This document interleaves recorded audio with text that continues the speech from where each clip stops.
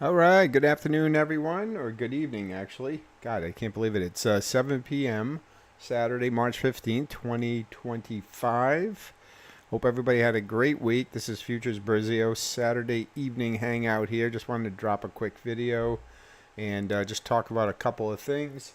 So I hope everybody had a great week. We are live streaming, so if you do happen to catch the live stream, jump in and say hello. If you're just finding it in on the channel afterwards recorded, make sure you smash that like button, subscribe to the channel. If you haven't already, really helps out the YouTube algorithm. And of course, if you have any questions or comments, leave them down below. All right. So let's just jump right in. I wanted to just give you an update here regarding what I made several videos on this past week, which is trading currencies using the currency indexes as your basis for analysis. I'm not going to rehash the whole thing. You can go back to the first video, which I probably made, I'm going to say Tuesday or Wednesday of this past week. That kind of explains it. But essentially what it does is, as you know, currencies are traded in pairs. So as example, the euro versus the US dollar.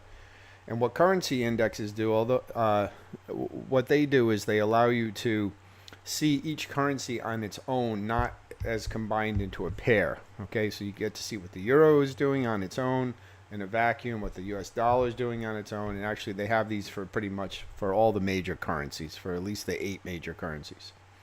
And so the limitations on this using these indices, they're only open during New York session, so from about 8 a.m. to 4 or 5 p.m.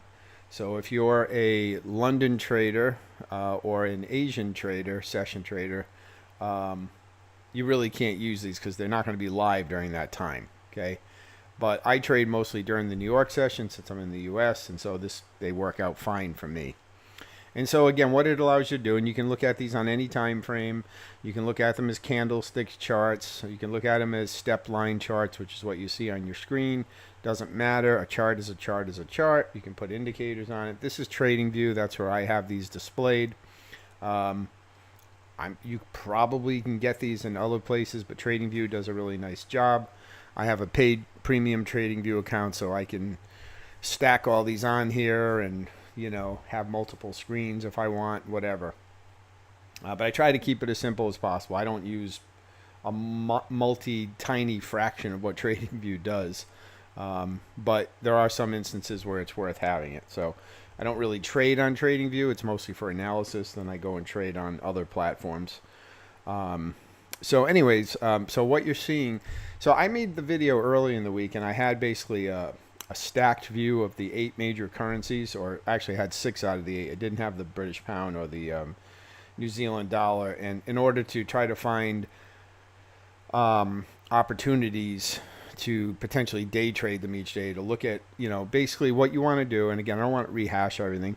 When you're trading Forex, you want to trade a strong currency against a weak currency. That is the best way to trade Forex, a strong against a weak, whatever time frame you're trading on. Okay. The next best thing would be to trade a strong against a neutral or a weak against a neutral. If you trade a strong against a neutral, that stronger currency, that should go up on the chart. If you're trading a weak against a neutral, you still, again, you should have that that weak currency still trending down. Okay. But if you trade a strong against a weak, that what they call that divergence of two currencies, that's the best way, and that's where you're going to get the most movement and the most volatility as they pull away from each other. Okay? And there are no two currencies that do that better. I mean, I got 3 on the screen, but the 2 that do it the best is the euro and the US dollar. And now it's no surprise that the euro US dollar is the most heavily traded currency pair by far in the spot forex market. There's probably a lot of reasons for that. This is probably one reason, because these are the 2 biggest currencies in the world, the euro and the US dollar. So the 2 biggest, economies. I suppose the China would be another big economy, but the combined force of the euro and the US dollar. So just, massive amounts of money go through these 2 currencies. Okay? The other thing is, as retail traders and new traders, the euro US dollar is usually the one that most people start with. Many trading algos and expert advisors and trading systems are built around the euro dollar. So it just, and a lot of that is because it's so liquid. Spreads are very low.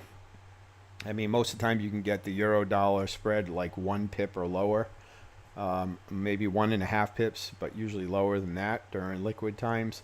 And so it's very attractive for forex traders, both from a system standpoint and just for a standpoint of minimal trading cost, easy to get in and out of trade. So there's a lot of reasons why the euro US dollar is the biggest, by far, most heavily traded pair.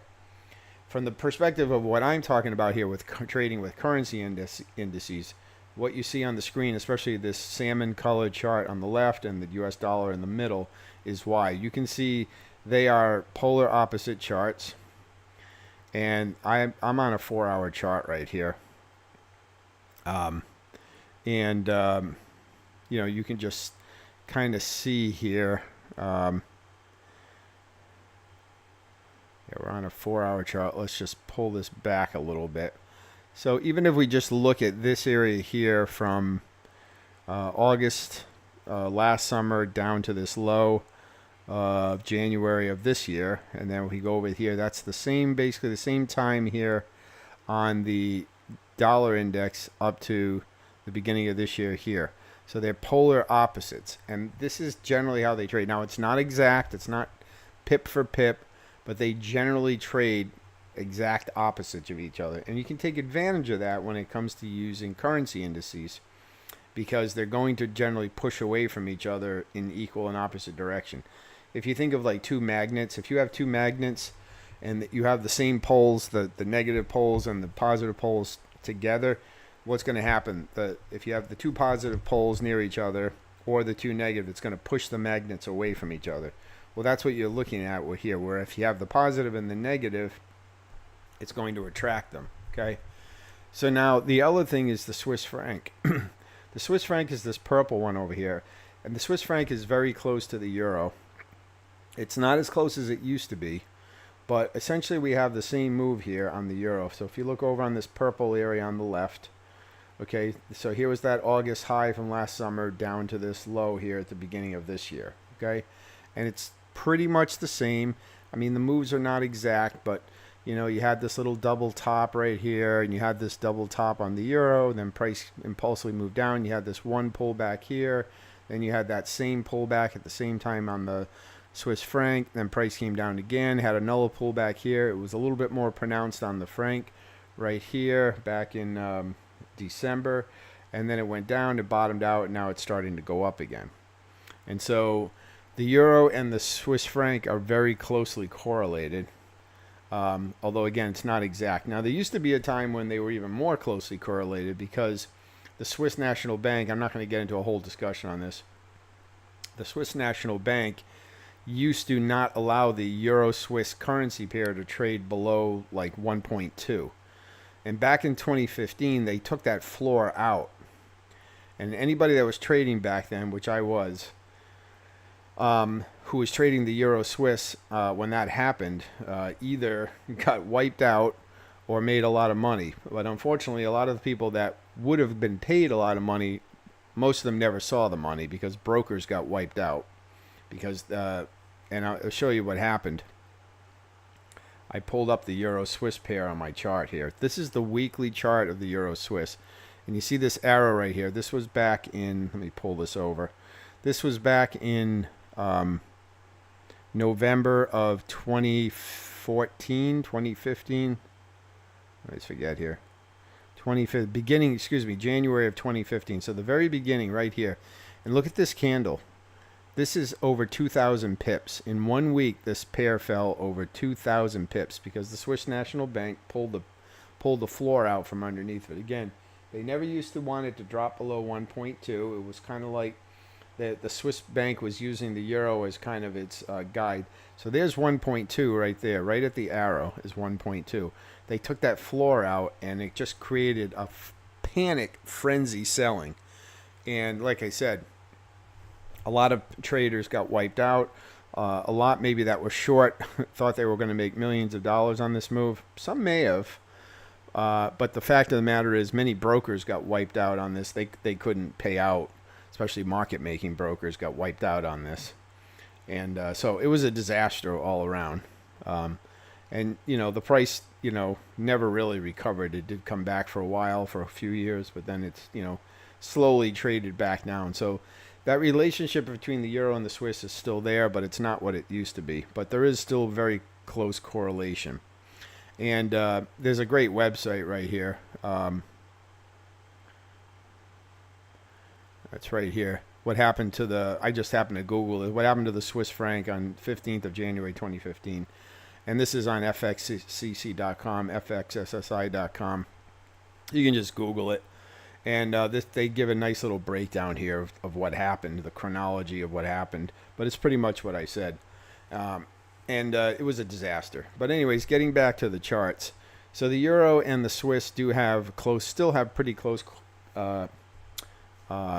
correlation, but it's not quite what it used to be.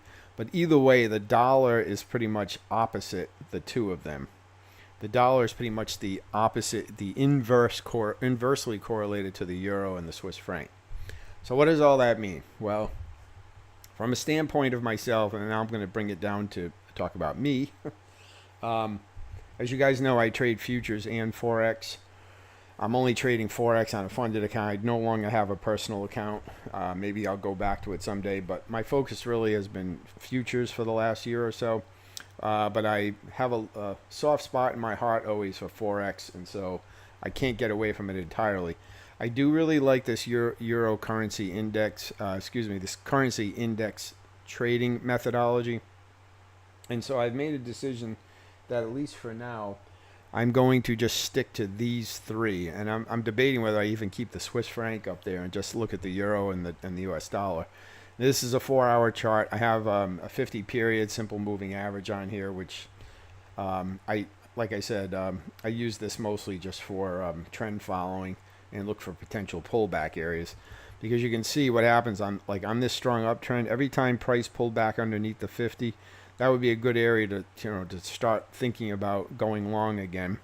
And you're still using market structure. The 50 period is only just a place for your eyes to be drawn to for places that could be good areas to jump back into a trend. So when it breaks down here, which was over here on the euro chart, and that was over here on the Swiss chart, this is an area where it should get your attention that, okay, I'm looking for longs here on the dollar Swiss or short on the euro USD. Okay. So if you look here, the US dollar, this was back in November, this past November, right in here. And then if you go over to the purple chart, the Swiss chart, you can see this is that same area where price pulled back over the moving average. And obviously the way you trade the US dollar and the Swiss is the US dollar Swiss currency pair. So at that time, this would have been an area where you would have looked for an entry to go long on the dollar Swiss. And alternately, if you look over at the euro, here's that same period in the salmon colored chart right here. Okay. Let me grab this little tool right here. Okay, so right here, okay, this is that same area on the euro currency index. So that would have been a place to go short the euro dollar or long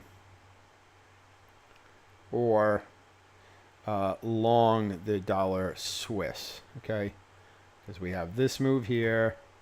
Grab all these light arrows here, and this move right here. Okay, so the dollar index up, which would be euro dollar short or the US Swiss long. But you can see the patterns and the way these three move are very closely correlated. Okay, so when one is trending, the other two are probably trending just in the opposite direction. The dollar's trending up, the Swiss and the euro are probably trending pretty much equally in the other direction. Okay, it's not exact, it's not pip for pip or anything like that, but it's pretty close. And so for that reason, just to simplify my trading, and because I still really want to focus on my futures trading, I've decided to just try to do this, and I'm going to just basically use, say, the 1 to 4 hour chart. I do like the 4 hour chart. It's a nice in between. It's slow enough where you're not having to like be glued to the chart multiple times a day, but it's fast enough where it should still give you some decent trades. It won't mean that I won't look out at higher time frames. So, this is the 4-hour chart of the dollar index. I mean, I can jump out to the daily chart and look at that and see, okay, are we trading back towards, an area where, I want to not take any more trades. So, on this daily chart, we've got this support area down here. Okay, so that's just an example. Okay, so I'm still using market structure the way I would do on any other chart. Now, I chose to use the step line. This is the way these charts are set up. It's a little different than the line chart. It's more like it says, kind of a stepping pattern. If you zoom in, you can really see these. It's hard to see it on if you zoom out, but you can see they're like little stair steps as opposed to a line chart, which is going to have more like V-shaped. All right, really no difference. It's just a preference thing. I like the stair stepping for drawing like trend lines and stuff like that. I find that it's a little bit easier on the eyes, like something like this right here. You can clearly see the stair steps going up here. So it's just a step line chart, but you can use a regular line chart. You can use candlesticks if you want. A chart is a chart, like as I said. All right, and so right now we've got the dollar going down, and we've got the Swiss franc index and the euro index going up. So right now, as I showed you on the daily time frame, I'm still essentially looking for dollar Swiss shorts, euro dollar longs. Okay, and using this 4-hour time frame, I can basically just sit here and wait. And when I see one, either like for instance, I see the euro trade back under the moving average, or the Swiss trading back under the moving average. At the same time, the dollar index will probably be trading over that moving average. Well, that will be my signal that I want to start looking for resumptions of the trend, whether I wait for it to break back below the moving average, or I go to a short time frame and look for a market structure change, at that level. I'm not going to really get into that now, but for instance, like right here on this 4-hour chart of the dollar index, let's move this in a little bit. Let's focus on this area right here. So if we go like down to the 1-hour chart and we look at that area, okay, let's go down even further. Here's that on a 15-minute chart, and right there. So okay, so this is where that price peaked on the 4-hour chart, came down. We had this swing low right here. Let me zoom in a little bit. Okay, we had this is just how you use market structure, right? So you had this low that was put in right here, and then that led to this high, and then price came down and took it out. So if you're looking for a short, this is the momentum swing back the other way. You can see price came down, took out this market structure, failed to go any higher, and then broke out, took this low out. So anywhere in here would have been a great place to jump in and resume that downtrend on the dollar Swiss, or the uptrend on the euro USD. It's going to look the same way on both charts. Okay, so let's get these drawings off here. All right, so I've just, I'm going to just focus on this right now, because really this goes on all the time with these three currencies, especially the euro and the US dollar, but the Swiss franc too. And sometimes one's more clear than the other. You can see from a pullback standpoint right here, we had this Swiss franc pullback over the 50-period moving average was more clear than what we had right here at the same time frame on the euro. So, I can kind of look at these and compare them and say, okay, well, there is definitely a pullback. And so if, I can use one to kind of confirm the other one. Okay, so that's why I decided to keep all three of them up here, because sometimes one's going to look better than the other one. But essentially, they all are very correlated. The Swiss franc and the euro are directly correlated. The US dollar is inversely correlated to both of them. Okay, so I'm going to just probably be using this because, again, I'm only trading this on a funded account, and I'm just too watered. I mentioned that the other day that I'm trying to figure out. And after about a week or two of looking at these currency indexes again, I've just decided that it's better off for me, since this is not the only thing I trade, that I need to have some focus, and this will allow me to, look at this. I only have to look at it a few times a day, and not even if there's nothing going on, and then I can hopefully catch these big moves down. Obviously, there are other entry points on a shorter time frame, so this was an entry on the 4 hour, but I gotta go back to the 4 hour, excuse me. So like for instance, over here, but if you miss this entry, you got all this that you've kind of left on the table. So you certainly could go to a shorter time frame, and you could use this on a shorter time frame. If you know the US dollar Swiss is trending up, and let's say you miss this entry down here, and you want to maybe jump in somewhere along this line, well, that's where you can go down to a 15-minute chart or something and try to find another entry. On the current price action, let's say like right here, right? We've got this area that's underneath, right? So the entry was back here. If we jump down to like a 15-minute time frame on this dollar index, here's that area here. You can see all these little structure points where you could get in, right?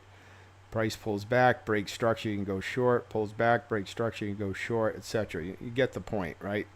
So you can either just wait for those 4-hour entries. They're not going to come along that often, but if you miss one of those, there's certainly opportunity to jump in somewhere along the way on a shorter time frame. And these indices allow you to see it because, again, you're looking at each currency in a vacuum.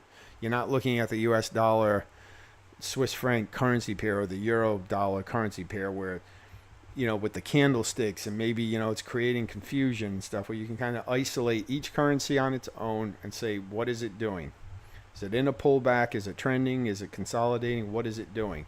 And then you can marry it up with the other two, or one of the other two, or both, and say, okay, can I see that picture on the other one? And I just sit and wait for that, for those continuations to occur. And then you jump in. And again, you can do it on any time frame you want. But I would suggest, again, as always, that you can look at your higher time frames. Look at the 4-hour, look at the daily. What is the overall trend? And even if you're going to day trade it down on a 15-minute chart, follow the trend that's going on the higher time frame. That's always going to be your best option. Yes, you can scalp little counter trend moves, but to me, that's not worth the stress. Identify the trend on the higher time frame, and then if you don't necessarily want to stick around trading on a 4-hour or a daily chart, then you can go down to a 15-minute chart and look for smaller pullback entries, because again, the market's fractal and you can find those areas to enter. Okay. But always have the bigger time frame perspective in mind.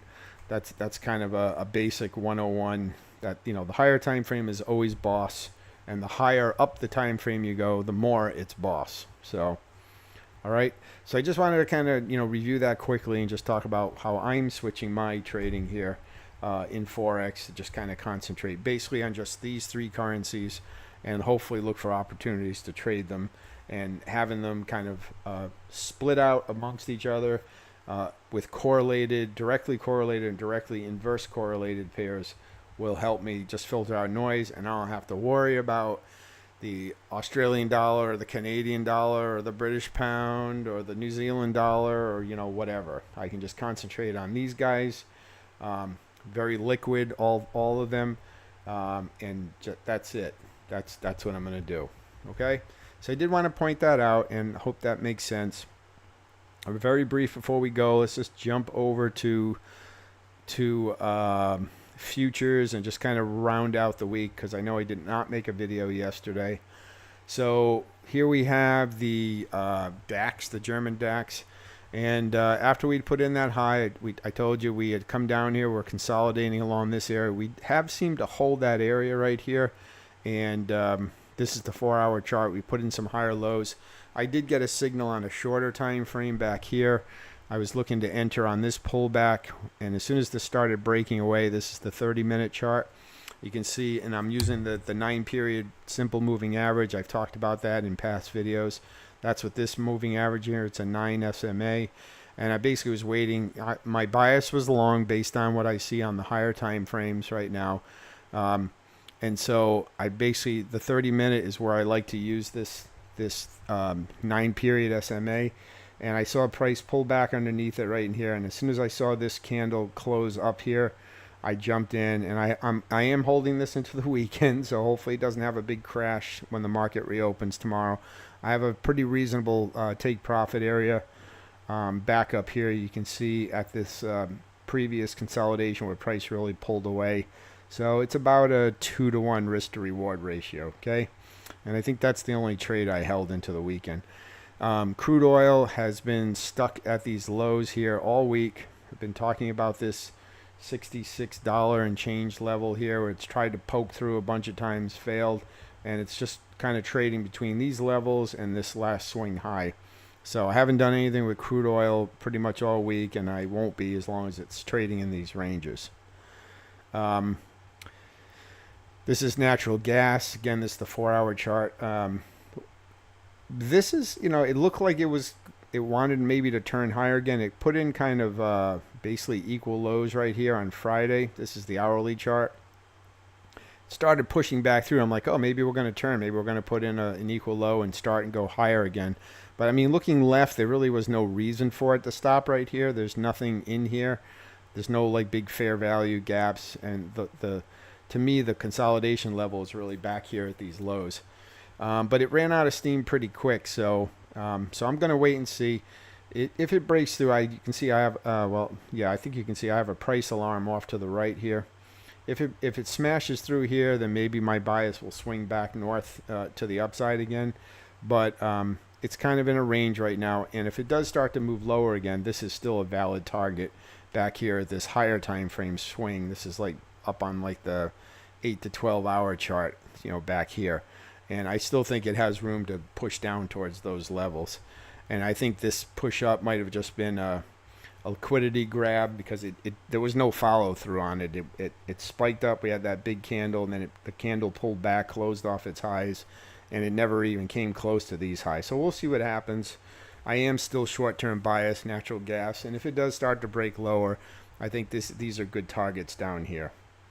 And then lastly, on copper, still bullish on copper overall. You can see we did put in new highs. I still have this level on the 4-hour marked as our swing level. You can see we're coming back in the 1-hour chart. We're coming back into these zones here that were previous resistance zones that were broken on these highs right here. It's coming back to this area. You can see prices getting hung up. So if we can get a turn back higher, you can see on the 30-minute chart, if we can come up here and like take out like this high right here, if you can come up and like take out this high right here on like the 30-minute chart, we're probably going to go higher. But I'll be patient and wait to see what this does, because we could just keep working our way back down here. Maybe we come back like to this area right in here, slightly off these lows here, maybe at the origin of this last big push up. But I'm still bullish on copper. It's just going to me, it depends how deep this pullback and this retracement is going to go. Is this the bottom of it right here, where it comes back to previous resistance here, now acting as support, or are we going to work our way lower? But as long as this area down here holds, basically, as long as this area in here holds, then I'm still basically long on copper unless we take out, like I said, this, especially this low right here. Then I'm still long. It's just, we just may have to deal with a longer pullback. So, but that's it. So still bullish on copper. Again, oil, I have no idea. I'm just leaving that one alone. Natural gas, still short-term bearish unless we take out these highs here. And DAX, certainly, bullish back up to these highs at least. So, all right. So anyways, guys, I'll leave it there. I'll keep you guys updated as I work with this stuff, especially these currency indexes. But like I said, I wanted to just kind of really home into just a very small part of the Forex market, because this market can really bury you. There's just so many pairs you can trade and so many systems, and it's just a really slimy industry to begin with. So I really just want to try to focus this down and just keep my focus very narrow so that I can still concentrate on my futures trading, which is really, where a lot of my passion lies right now. And I don't I don't trade futures the same way as obviously as this forex. I'm using just simple market structure, but I want to make sure that I'm giving its due diligence and not spreading myself too thin. So, but I'll keep you posted on all that. So, anyways, guys, I'll leave it there. Hopefully, you get a chance to watch this. Again, if you're watching it on the replay, make sure you smash the like button, subscribe to the channel. Questions or comments, leave them down below. I'll keep you posted as we go into next week and we see how things work out. And, we'll keep an eye on this whole thing. All right, so I will leave it there, guys. Have a great night, great rest.